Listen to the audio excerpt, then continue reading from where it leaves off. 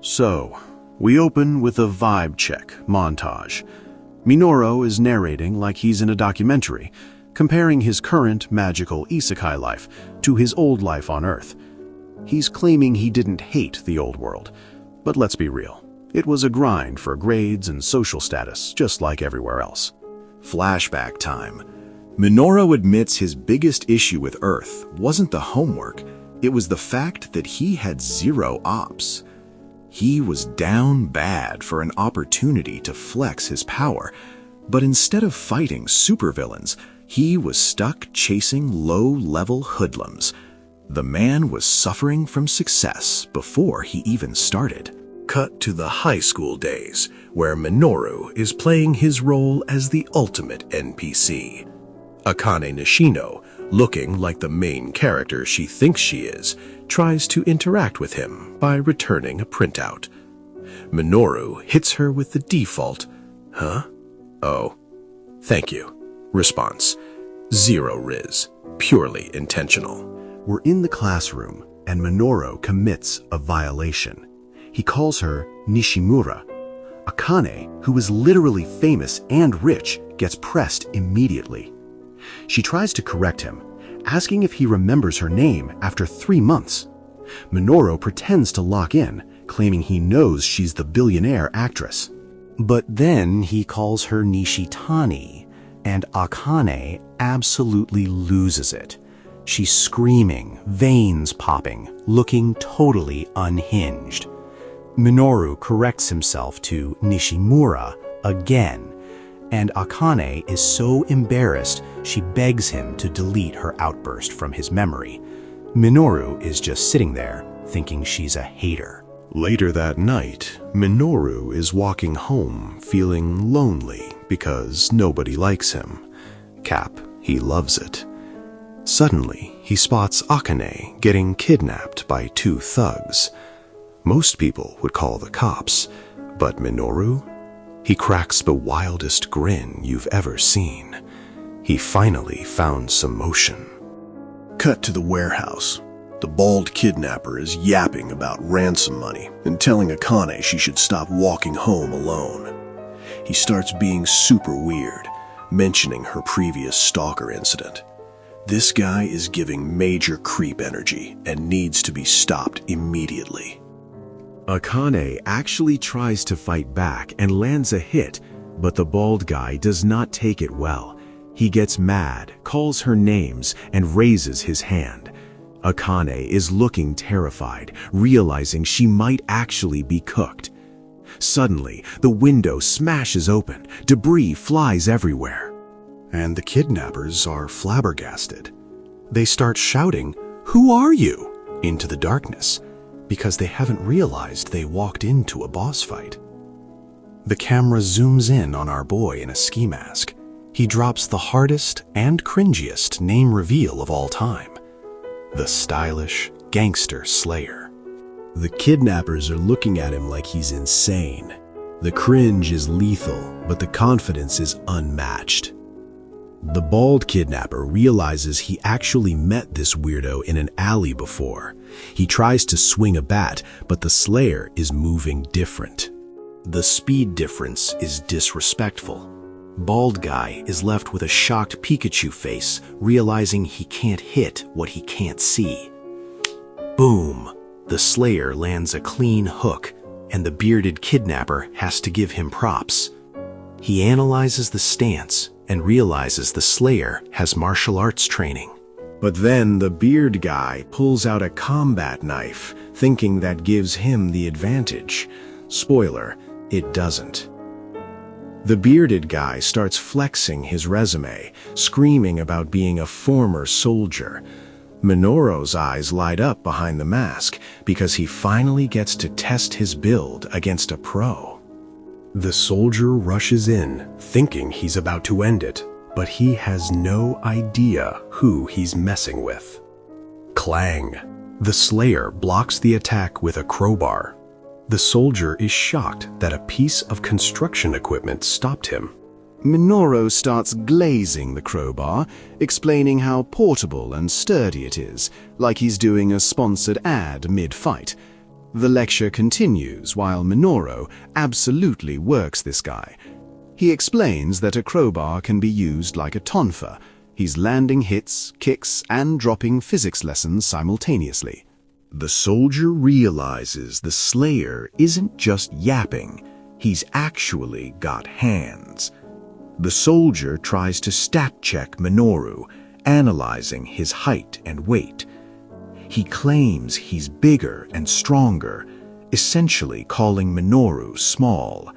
He throws a massive punch, thinking one hit will end it.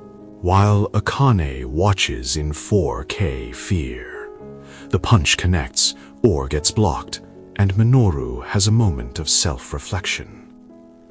He realizes that in this NPC body, he physically can't keep up with a roided-out soldier. He admits the truth. He's weak. But then his fist starts glowing with main character energy. Everyone in the room freezes. Akane looks terrified. The kidnapper looks confused. And Minoru is just standing there menacingly. The vibe shifts from street fight to horror movie instantly. Minoru decides to stop playing games. He rips his shirt off, unnecessary flex, but okay, revealing a shredded physique, and goes full demon mode with glowing eyes. He declares, "I just need to get serious." The kidnappers are officially cooked. It's a massacre.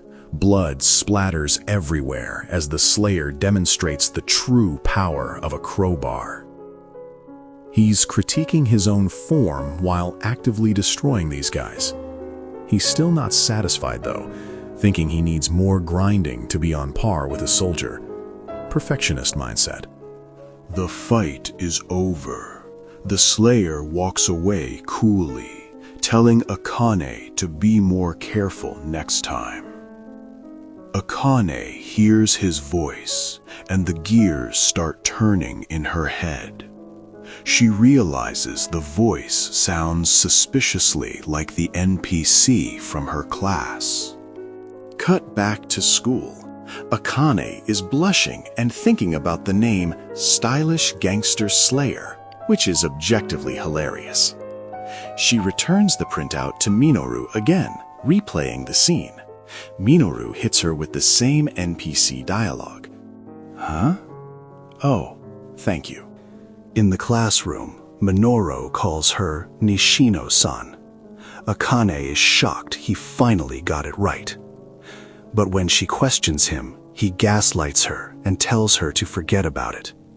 She's blushing hard now. She is absolutely down bad for the masked vigilante nerd combo. Minoru narrates that after that day, Akane started talking to him more. But then the scene shifts to empty desks. The clean classroom transitions into a blood-splattered ruin. The tone shifts from rom-com to apocalypse real quick. We jump to the present. Shadow is standing on a rooftop looking at a destroyed city. He thought the black hole would send him out in style, but instead he's back in his old world. But wait, Earth is looking completely destroyed. Shadow is confused because he remembers Japan, but he senses magic in the air now. Beta pulls up, relieved to find her boss. She ignores the apocalypse to glaze Shadow immediately, then points out that they aren't in their fantasy world anymore. Beta finds a nameplate that says Tanaka 302. She's freaking out about the alien symbols. Shadow, who can obviously read Japanese, just hits her with a yes and pretends his ability to read is part of his all-knowing wisdom. Beta is glazing him so hard for understanding the runes. Shadow confirms, this is Earth. Shadow drops the lore. This ruined wasteland used to be Japan. Beta looks out at the destruction and asks what the heck a Japan is. The chapter ends with the squad stuck in a post-apocalyptic server. To be continued. So, we open in a ruined apartment. Minoru is raiding the fridge of some guy named Tanaka, but everything is rotted. Bro is disappointed he can't get a snack. He also swapped his slime suit for a hoodie to fit the post-apocalyptic survivor aesthetic. He walks into the hallway and spots a skeleton on the floor. R.I.P. Tanaka. Minoru starts inspecting the bones like a CSI agent, realizing this guy has been dead for years. Minoru is analyzing teeth marks on the bones, trying to figure out what beast cooked Tanaka. Enter Beta, who raided the bedroom and asks permission to wear some similar clothes she found. Beta comes out in a school swimsuit, claiming it has great elasticity. Minoru has to explain that's for swimming, not surviving the apocalypse. He shuts it down immediately. Next outfit. Beta finds a bunny girl suit. She actually thinks the ear warmers are tactical gear for the cold. Minoru realizes Tanaka was a man of culture, but tells Beta it's too vulgar. It gets worse. Now she is in a dominatrix fit with a whip. She thinks Tanaka was a masked warrior. Minoru is sweating, explaining that this gear offers 0 defense stats and was for specific activities. Minoru makes up some lore about training worthless pigs with the whip to cover up the cringe. Beta buys it completely because she glazes everything he says. Minoru concludes that Tanaka was a legend, but tells Beta to put some real clothes on. Cut to the streets. Beta is impressed by the concrete pillars. Minoru enters know-it-all mode, explaining electricity and power lines like he is teaching a physics class to a toddler. Beta thinks this civilization was super advanced.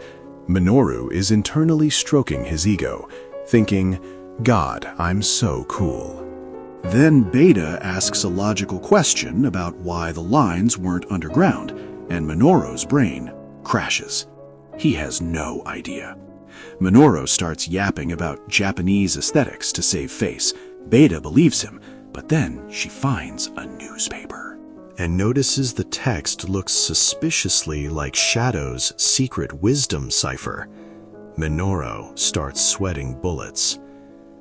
He realizes if Beta learns Japanese, she'll figure out his ancient wisdom was just him plagiarizing his old life.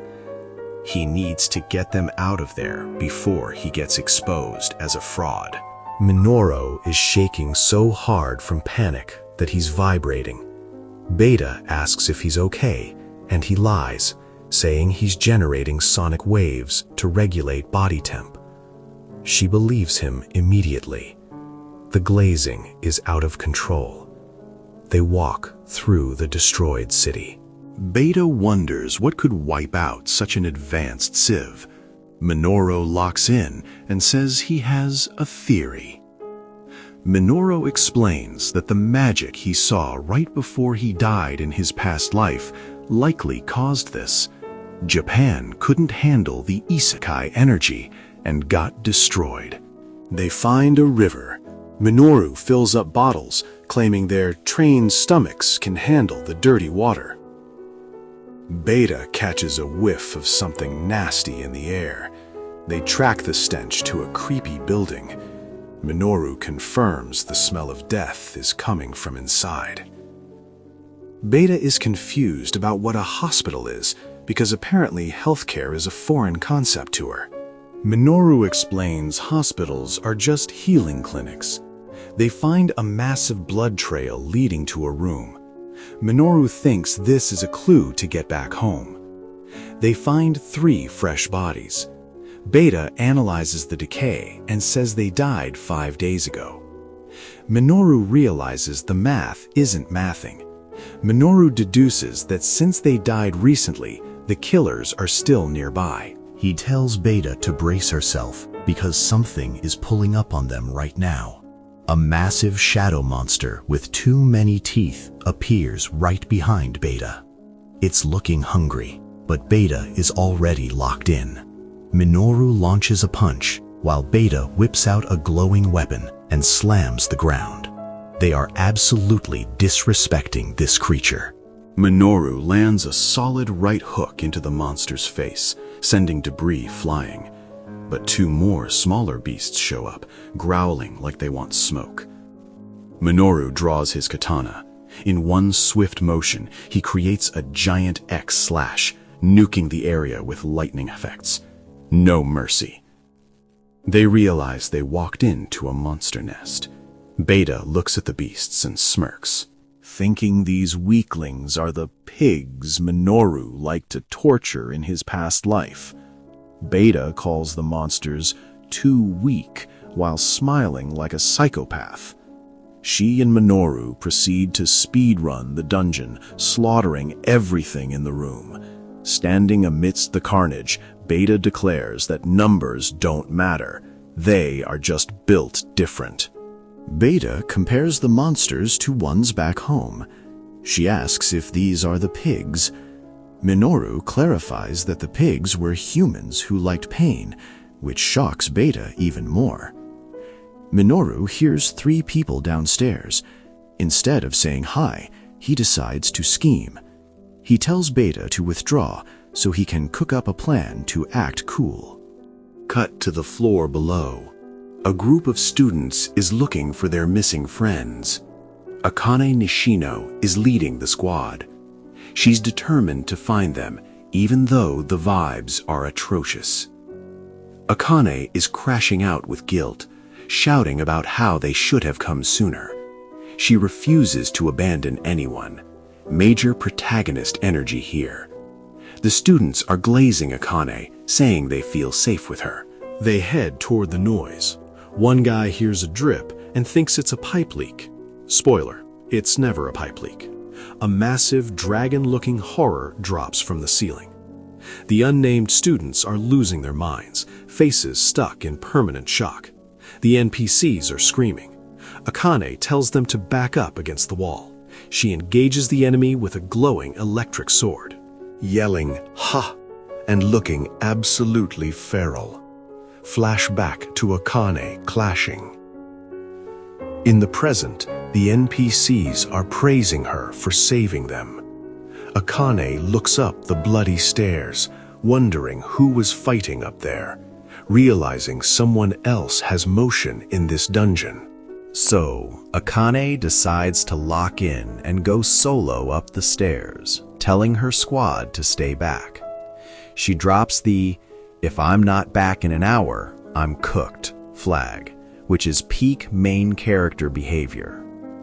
The squad is absolutely glazing her, calling her a savior and refusing to let her go alone.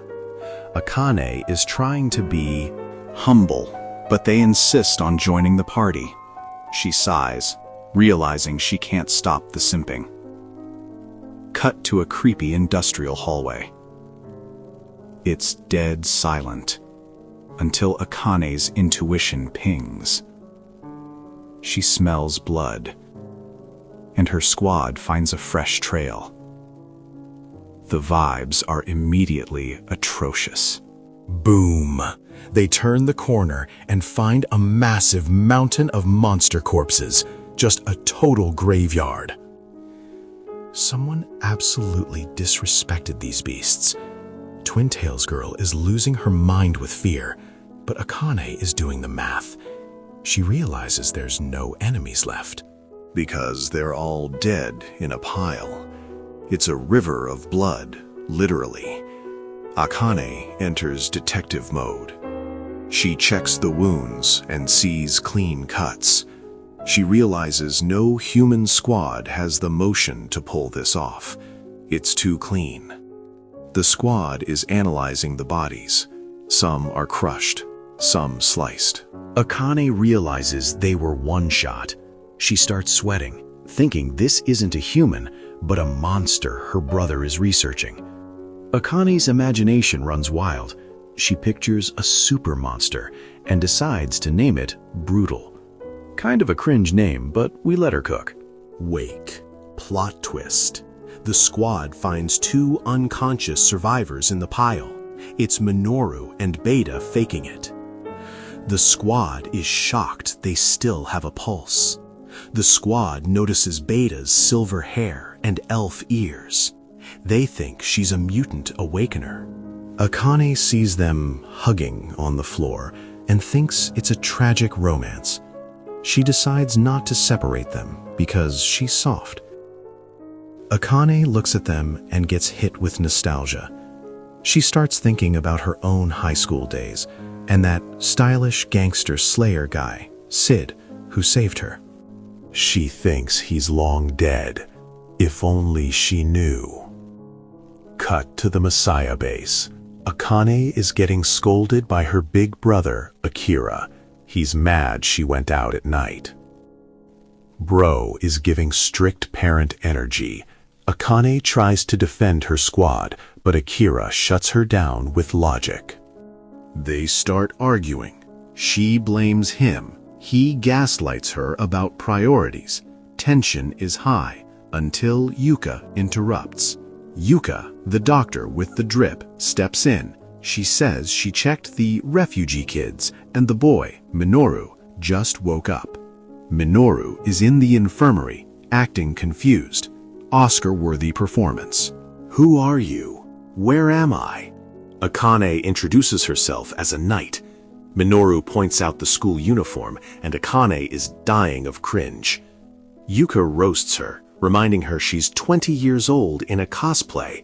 Akane is not having it. The moment of truth. Yuuka says the boy remembers his name. Minoru. Akane freezes. She realizes it's the same name as her dead classmate. She tries to brush it off as a coincidence. Minoru suddenly starts screaming, "Natsume!" He goes full worried brother mode. Akane has to physically restrain him. The acting is top tier. Akane explains that Beta's elf ears are a mutation from awakening, just like her own red eyes. Minoru pretends to be shocked. He's playing the oblivious NPC role perfectly. Enter Akira, the sus brother. He introduces himself with a fake smile and says he'll treat Beta. Minoru asks to talk to her, claiming they communicate via gestures. Akira buys it, but he looks like he's scheming. The Nishino siblings leave. Minoru hits them with a blindingly innocent, "Thank you," smile. As soon as the door closes, Akira calls them clueless kids. This man is so cooked and doesn't even know it. Akane asks Akira what he's planning, but he stays silent. Cut back to the room. Minoru drops the act instantly. He tells Beta to wake up. Beta wakes up and immediately starts glazing Lord Shadow. She's amazed he learned the language in 5 seconds. She is down bad for his intelligence. Beta is scribbling notes at mock speed. Sid admits he just made up the sibling backstory on the fly. Beta is absolutely shook by this revelation. Sid explains the plan. Beta plays the sick mute sister to gather intel from the inside. Sid goes out to explore. Beta realizes she's the spy. Beta's internal monologue is going crazy. She thinks this is 4D chess planned since the Black Rose jump. She pledges her loyalty again, thinking Sid is a god. Beta tries to use her new role to call him Onichan with max Riz. Sid shuts that down immediately. Please don't. He dips to get some fresh air. Sid stands in the ruins of Japan and stretches. He is vibing. He loves the smell of freedom. And is just happy to have dumped Beta on the doctor so he can solo play. Sid starts plotting.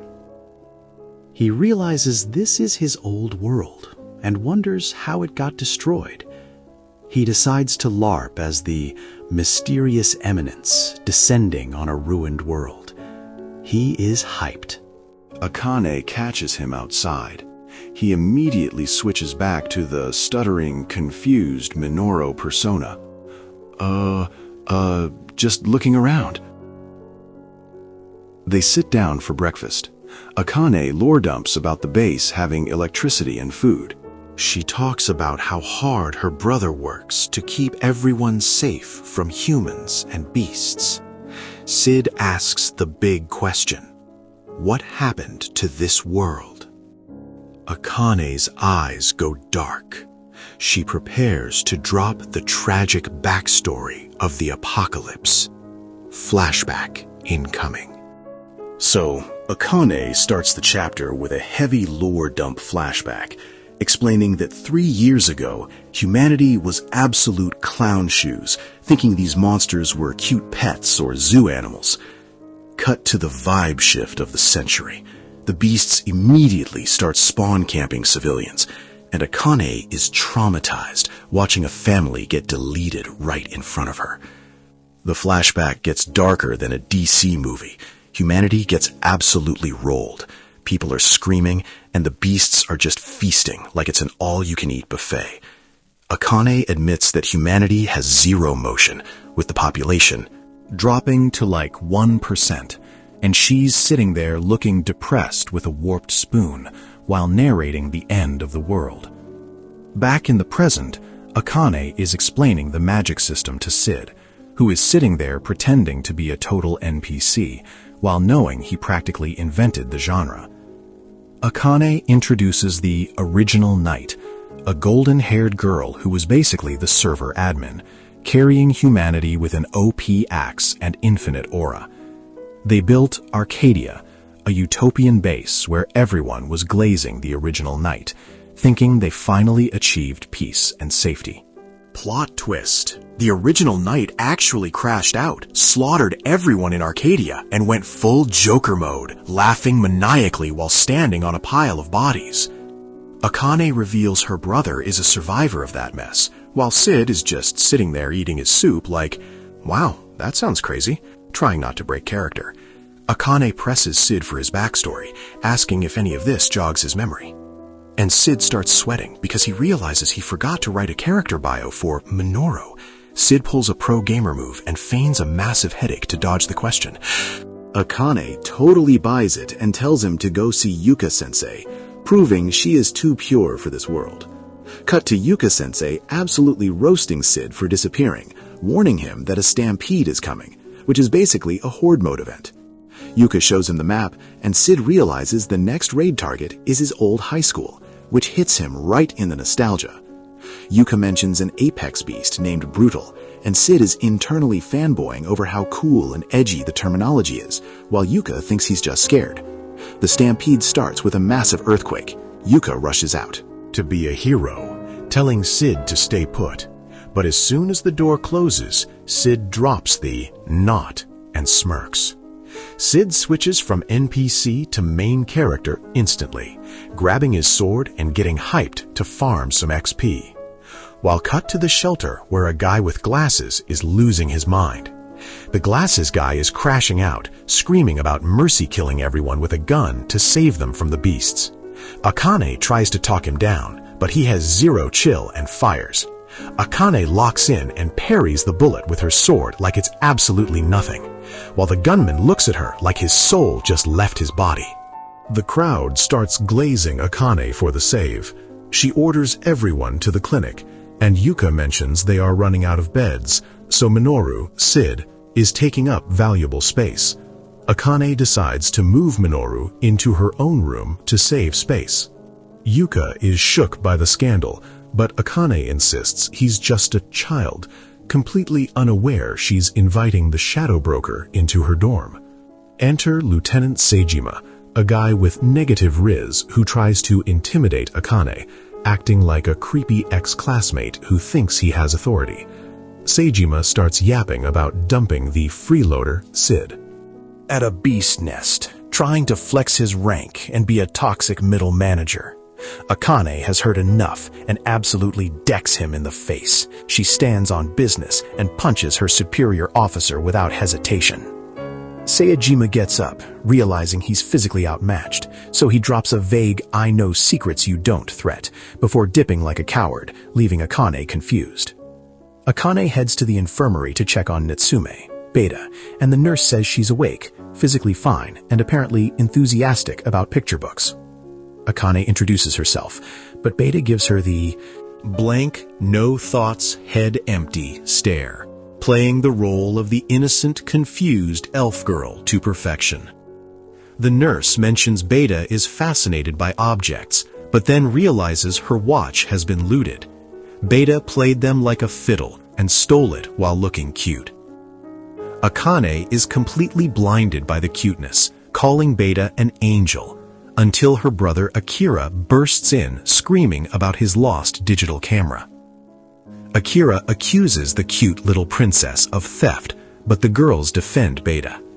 Akira then switches gears to talk about his research because he's obsessed with the grind. Akira reveals he found the head of a beast with power out of this world, and Akane gets mad that he cares more about loot drops than the elf girl's health. Akira gives a super sus monologue about how he won't fail this time, looking like a man who is definitely about to do something unethical for science. Cut to Beta alone in the dark. The dumb elf act vanishes instantly as she furiously types on a stolen laptop, revealing she learned Japanese in 5 seconds and is actually a genius spy. So, we open in the wasteland, where Minoru is treating the apocalypse like his personal playground. He is absolutely cooking these monsters, grinding XP like it's an MMO, but realizes he has to dip before his absence gets suspicious.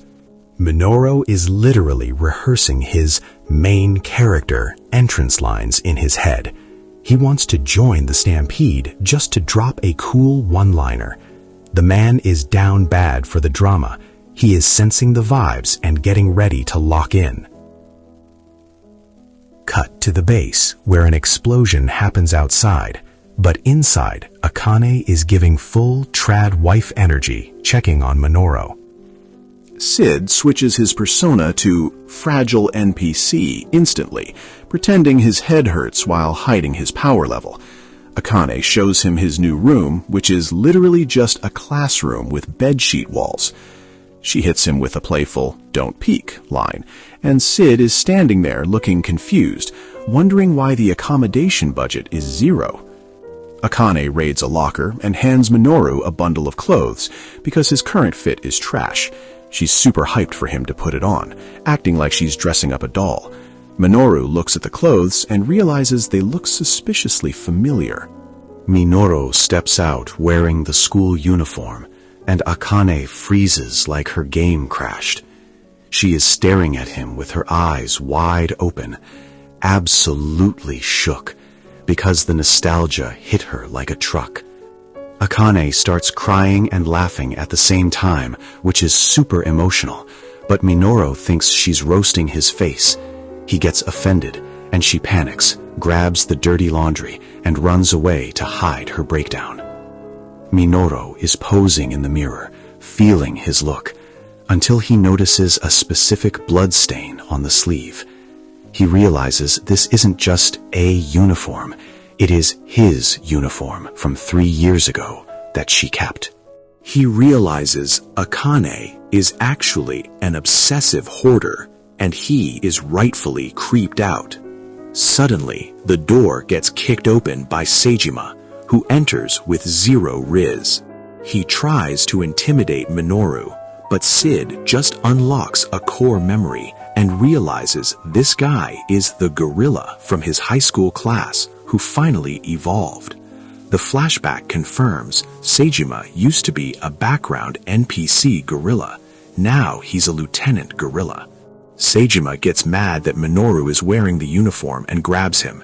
Minoru goes full method actor, shaking and pretending to be terrified.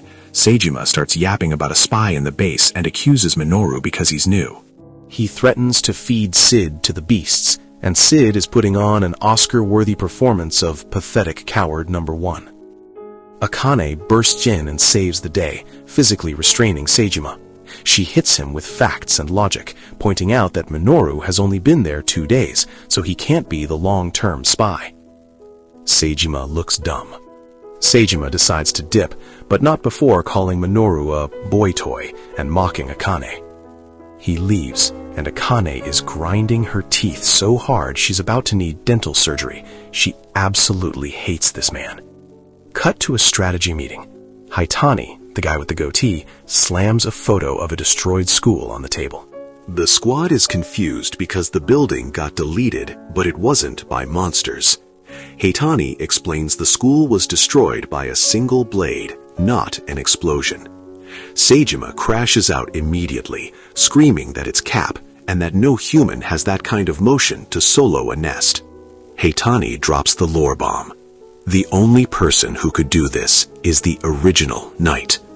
He says the name and the whole room goes silent because everyone knows she was the server admin back in the day. The squad is terrified. Akane worries that if the original Knight is back, she might be an enemy coming to wipe out the Messiah base next. The vibes in the room are absolutely rancid with fear.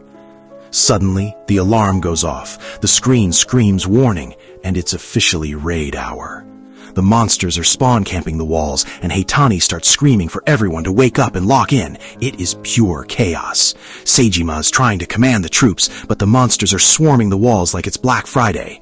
One beast jumps the fence, and the knights realize they are completely cooked. Akane enters the chat. She speed blitzes the monster on the wall, saving her team.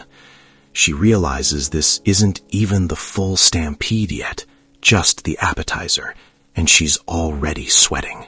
Haitani is covered in monster guts, looking grim. He tells Akane the north gate is failing. They are running out of options, and the base is about to get rolled. Akane decides to be the hero. She tells her team to regroup and jumps off the wall to solo the horde. Haitani yells at her to stop feeding, but she's determined to go down swinging. Akane lands in front of a massive boss monster. She tries to slash it, but her sword bounces off like she's hitting a tank with a pool noodle. She realizes the power gap is too wide, and she is about to get deleted. Suddenly, boom!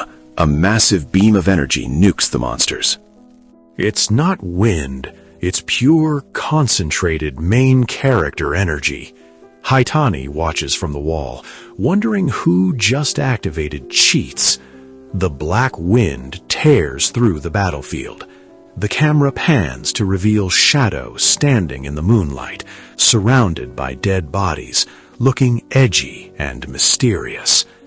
The drip is immaculate. Shadow drops the line of the century. The wind is weeping. It makes no sense, but it sounds cool, so we let him cook. Akane is staring at him, completely entranced by his aura. Haitani is freaking out, asking, "Who is that?"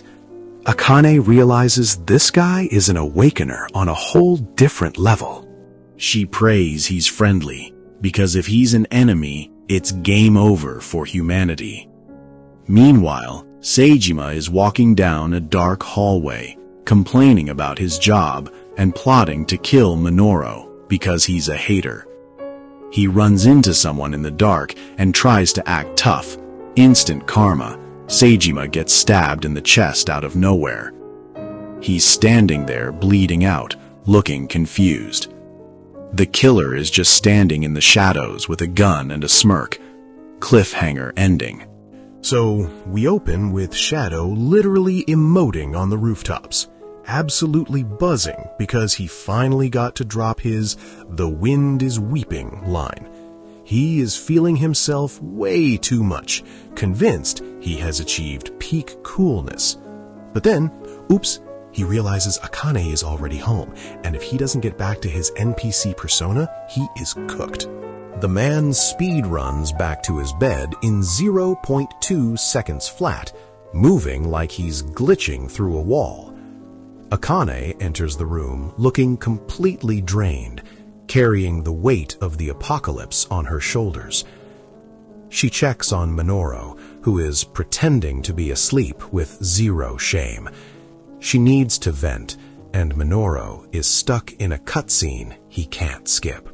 The vibe gets super heavy immediately. Akane asks if he ever wants to die, and Minoru hits her with an instant no, without even processing the question. He is so unbothered by existence that Akane actually starts laughing at how simple he is. Minoru drops some lore about wanting to live forever just to have fun, proving his priorities are completely broken. Akane starts trauma dumping about memory gaps and fears she might be a monster, clutching his shirt like she is down bad for some reassurance. Then she asks the big question, have you ever killed someone? Minoru lies through his teeth with a mob-trembling voice, claiming he's innocent. Akane leaves, telling him to wait for her, and the foreshadowing is thick enough to cut with a knife. Cut to Akane having a full breakdown alone, crying for help. But suddenly we hear chaos in the hallway. The NPC gossip mill is churning because Saejima, the gorilla lieutenant, has been found deleted from the server. The news drops. Akane is the #1 suspect. The random knights are accusing her of murder, and she looks like her soul just left her body. Minoru is just sipping his tea in the background, like, this tea is excellent. Dr. Yuuka calls a meeting and drops the crime scene photos. It is gruesome. Saejima got torn apart like wet paper. Yuuka confirms he died right after the monster raid, which looks super sus for Akane. Yuuka starts grilling Akane for an alibi. Akane tries to say she was with Minoru, but the timeline is shaky. Yuuka lists all the times Akane and Saejima had beef, and Akane realizes she has zero motion in this argument. But wait, Minoru decides to lock in. He points out the cuts on the body are sloppy and dull, unlike Akane's clean sword skills. He saves her with facts and logic, and Akane looks at him like he's the smartest man alive. Akane completely crashes out. She starts screaming, "I didn't do it," over and over, losing her mind. It's actually kind of sad until Dr. Yuuka hugs her to stop the spiraling. Yuuka forces a sedative down Akane's throat to reset her hard drive. Minoru watches, probably thinking this is great plot progression. Yuuka explains Akane has massive trauma triggers. Yuuka is defending Akane's honor, acting like the team mom. Minoru sees an opportunity and asks if he can help investigate. He is putting on his "I want to be useful" face. Minoru hits them with the "I want to repay her kindness" speech, maxing out his charisma stat. Yuuka buys it and gives him a free pass to roam the base. Inside, Minoru is celebrating because he just tricked the admins into giving him mod privileges. Cut to the cafeteria. Minoru is monologuing about how this is a classic whodunit arc. He wants to solve the mystery, just to say, there is only one truth. He spots a nerd with a laptop and targets him. Minoru asks to use the internet. The nerd tries to gatekeep, with some weak insults. Minoru doesn't have time for NPCs, so he physically deletes the guy from his seat and steals the laptop. He checks the forums and sees everyone gossiping about the murder and the Black Knight. Some people are hyping Shadow up, others are calling him mid. Minoru is reading the chat and judging everyone. He spots a user named Silver-Haired Elf glazing the Black Knight way too hard. He realizes it's probably a fake because the name is too cringe to be beta. It is definitely beta. He gets offended by the bad PR and decides to correct the record. Minoru makes an account called Fallen Angel of Rebellion, which is equally cringe, and starts arguing with the elf user. It is a full-blown cringe-off between two Chunibyo disasters. The forum thread turns into a toxic cesspool. The elf user gets banned for being unhinged. Minoru realizes he is wasting his time arguing with bots and decides to log off before he loses more brain cells. Next day, Minoru is bored out of his mind.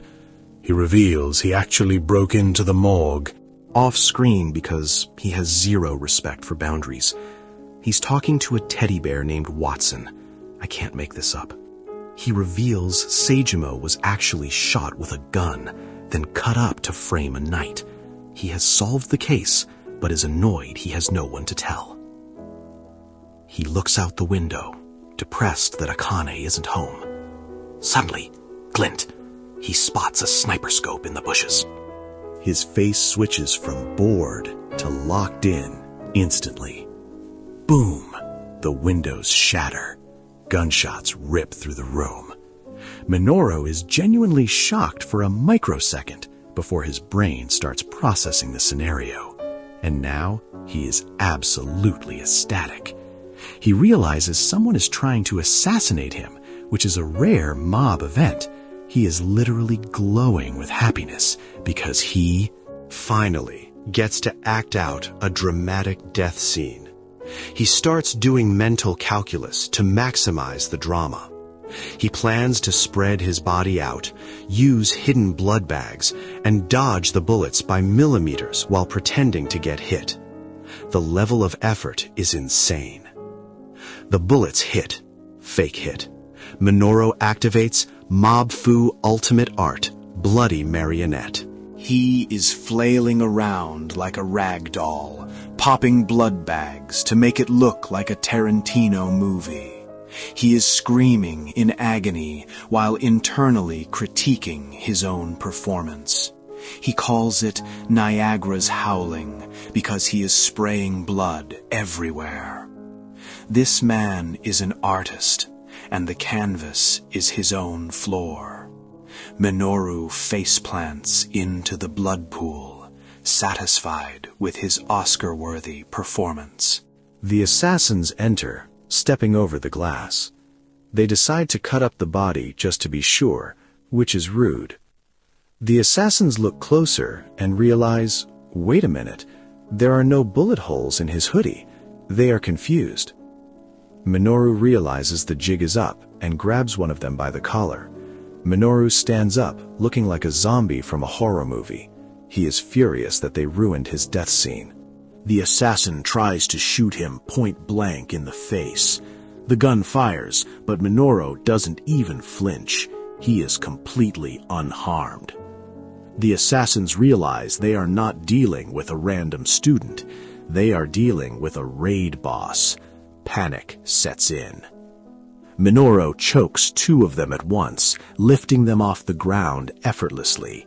He demands to know who the mastermind is. The assassins are crying and begging, terrified for their lives. The alarm for the stampede starts blaring outside. Minoru leans in with a psychotic grin and drops the coldest line possible. This is what happens when you know too much. He is absolutely cooking these guys and having the time of his life. The video ends here, but the story isn't over yet. Like the video if you're ready for the next part.